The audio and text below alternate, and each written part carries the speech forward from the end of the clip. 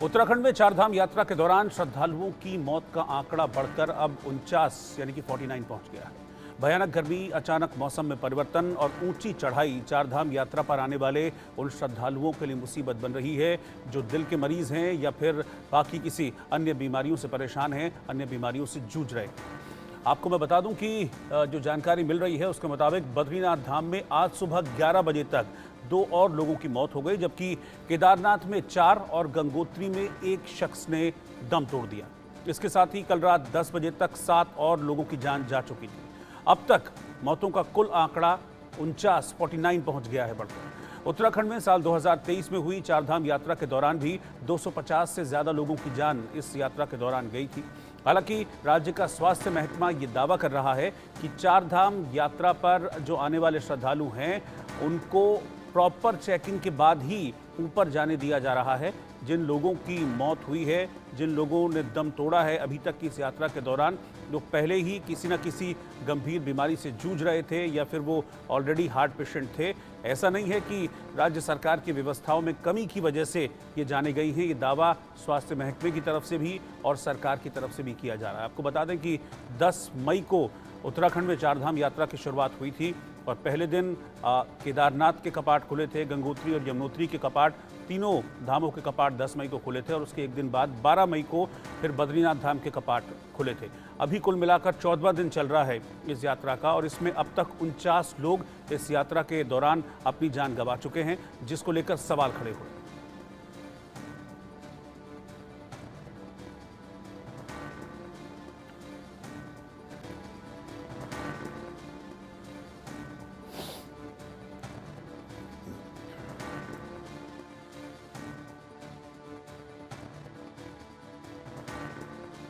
जो डेथें हुई हैं, जिस प्रकार लगातार मीडिया में आ रहा है, लोगों की हेल्थ कंडीशंस हो सकता है इतना लंबा ट्रैवल करने लायक ना हो और समय पर उनको अपना मेडिकल एड उपलब्ध न हुआ हो, उसके कारण ये संभव हो सकता है। चारधाम यात्रा के कारण ऐसा हुआ ऐसा नहीं है, क्योंकि सामान्य तौर पर भी इतनी बड़ी आबादी पूरे उत्तराखंड में मूवमेंट कर रही है, लाखों लोग आ रहे हैं, तो उनके साथ हेल्थ इशूज़ भी हो सकते हैं और हो सकता है कि उसके कारण उनकी डेथें हुई हो, तो उसको चारधाम यात्रा से जोड़कर नहीं देखा जाना चाहिए, ऐसा मेरा मानना है। और मेरा यह भी अपील है कि भाई जो लोग स्वास्थ्य जिनका ठीक नहीं है तो ऐसी स्थिति में इतनी लंबी यात्राएं न करें, क्योंकि गर्मी बहुत पड़ रही है और कई बार यात्रा में भीड़ ज़्यादा होने के कारण भी एक दबाव व्यक्ति पर रहता है, मूवमेंट में दिक्कतें हो रही हैं। तो जिन लोगों को स्वास्थ्य अलाउ नहीं करता है तो उनको पहले अपने शरीर की चिंता करनी चाहिए और जब ठीक स्थिति में आ जाएँ फिर अपना। देखिए, जैसा आपको पता है कि तकरीबन 2 हफ्ते हो गए हमारी चारधाम यात्रा शुरू हो चुकी है और इस टाइम यात्रियों का भी काफ़ी प्रेशर है। तो लेकिन हमारे द्वारा जो है समस्त जो भी यात्री हैं तो उनको जो भी दर्शन के लिए जो है चारों धामों के लिए उनको फैसिलिटेट करवाया जा रहा है और जो भी व्यवस्था होती है उनके रहने की हो गई या खाने पीने की हो गई या चिकित्सा व्यवस्था हो गई है और हमारी टूरिस्ट पुलिस भी है, ट्रैफिक पुलिस भी है, उनको भी उनके जो है ताकि उनके लिए यात्रा सुगम रहे, व्यवस्थित रहे, उनको भी लगाया गया है। तो अभी जैसा आप कल देख रहे होंगे कि अब वो व्यवस्था शुरू में 2-3 दिन क्योंकि भीड़ अप्रत्याशित रूप से ज़्यादा आ गई थी, तो थोड़ी दिक्कतें हुई थी ज़रूर, लेकिन अभी जो है सारी व्यवस्था जो है बिल्कुल सही व्यवस्थित हो गई है और अब सुगमता से सभी लोग अपनी यात्रा कर रहे हैं। हाँ, पुलिस जो है अभी जो अपना डेली का अपना रूटीन का काम है, उसके अलावा जो हमारी चारधाम जो है तो उसमें यात्रियों की सुगमता के लिए ताकि उनकी यात्रा सुगम रहे, तो उस काम को भी हम लोगों ने। इधर चारधाम यात्रा में अव्यवस्थाओं को लेकर पूर्व मुख्यमंत्री त्रिवेंद्र सिंह रावत ने अपनी ही सरकार पर हमला बोला। चुनाव में भी एक थोड़ा बहुत फोर्स हमारी लगती है, लेकिन चुनाव तो यहाँ 19 अप्रैल को संपन्न हो गए। यात्रा कब प्रारंभ हुई? तो ये प्रशासन अपनी नाकामयाबी भी, अपनी बेवकूफ़ी छुपाने के लिए इस तरह की बात करते हैं। प्रशासन के लोगों के मुंह से इस तरह की बातें शोभा नहीं देती। और देहरादून से संवाददाता सचिन कुमार इस वक्त इस खबर पर साथ में लाइव जुड़ रहे हैं। सचिन, अभी 10 तारीख को शुरू हुई थी चारधाम यात्रा। पहले दिन केदारनाथ, गंगोत्री और यमुनोत्री के कपाट खुले थे, फिर 12 तारीख को बद्रीनाथ के कपाट खुले, लेकिन तब से लेकर अब तक जिस तरीके से मौतों का आंकड़ा बढ़ रहा है, ये चिंता का विषय है। 49 लोग अब तक अपनी जान गंवा चुके हैं इस यात्रा के दौरान। देखिए, जिस तरीके से जो है चारधाम यात्रा को आज करीबन 14 दिन पूरे हो चुके हैं, कंप्लीट हो चुके हैं और यात्रा पीक पर है। क्राउड भी लगातार जो है सरकार और जो प्रशासन है उसके लिए चुनौती बन चुका है और लगातार जो है मुख्यमंत्री मॉनिटरिंग तो कर रहे हैं।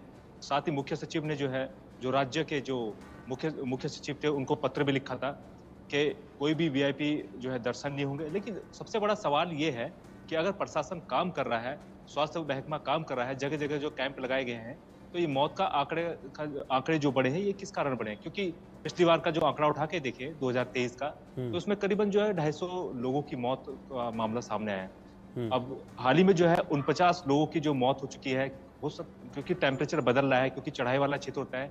कई लोग मध्य प्रदेश से आते हैं, कोई जो है दिल्ली से आता है, कोई राजस्थान से। लेकिन सबसे बड़ी बात यह है कि चढ़ाई वाला जो क्षेत्र पड़ता है, कई बार बीपी की समस्या हो जाती है।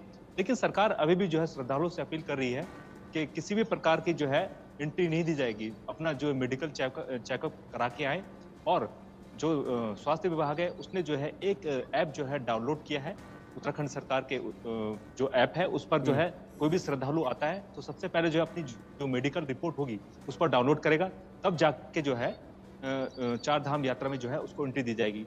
लेकिन सवाल यह है, जिस प्रकार से जो है मौत के आंकड़े लगातार बढ़ रहे हैं, एक चिंता का विषय है।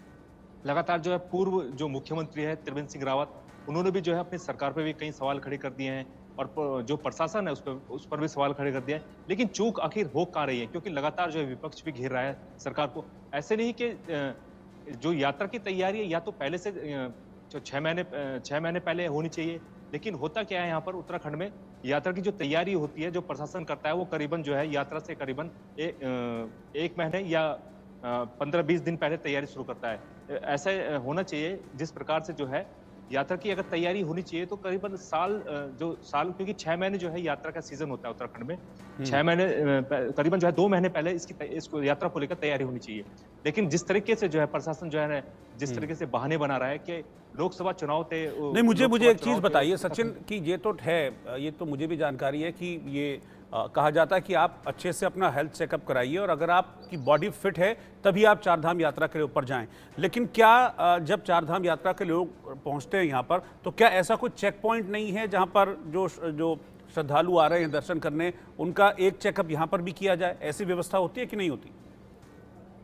देखिए, सरकार की बात करें तो सरकार की तरफ से जो है सारे जो है स्वास्थ्य जो कैंप लगाए गए हैं, स्कैनिंग जो है, जो भी यात्री आएगा बाहर से सबसे पहले जो है उसकी स्कैनिंग करी जाएगी। स्कैनिंग करने के बाद जो है उसको जो है चारधाम यात्रा पे भेजा जाएगा ताकि किसी भी प्रकार की जो है समस्या ना हो। इसको लेकर जो है शासन लगातार, जो मुख्य सचिव है, आज भी उन्होंने जो है जो केंद्र के जो सचिव थे उनसे भी बात करी है कि किसी भी प्रकार की जो है दिक्कतों का सामना ना करना पड़े। इसको लेकर जो है लगातार जो है स्वास्थ्य विभाग की तरफ से जो है सारी सुविधाएं जो है चारधाम यात्रा में दी जा रही है। लेकिन सबसे बड़ा सवाल यह भी है कि जिस प्रकार से जो है मौसम जो है, टेम्परेचर जो है चेंज हो रहा है, क्योंकि 16 किलोमीटर जो केदारनाथ की चढ़ाई है, फिर आपका जो है गंगोत्री की बात करें, यमुनोत्री की बात करें तो लगातार जो है मौसम भी चेंज हो रहा है। कहीं ना कहीं जिस प्रकार से जो यात्रियों को कई समस्या हो जाती है, किसी को हार्ट अटैक की समस्या हो जाती है, किसी का बीपी हाई हो जाता है, इसको लेकर भी कहीं ना कहीं कई सवाल खड़े हो रहे हैं। लेकिन सबसे बड़ा सवाल यह है कि ऐसे यात्रियों को आगे एंट्री क्यों दी जा रही है? अगर कहीं जब सरकार ने साफ तौर से कहा है कि इनकी जांच करके जो है इनको आगे भेजा जाए, तो कहीं ना कहीं प्रशासन की बहुत बड़ी भूल हो रही है या कहीं ना कहीं तो कुछ लापरवाही है। तभी ऐसा हो भी रहा है कि जो एक्स सीएम हैं त्रिवेंद्र सिंह रावत, वो अपनी ही सरकार पर, अपनी ही सरकार के एडमिनिस्ट्रेशन पर सवाल खड़े कर रहे हैं। शुक्रिया आपका सचिन इस जानकारी। देश में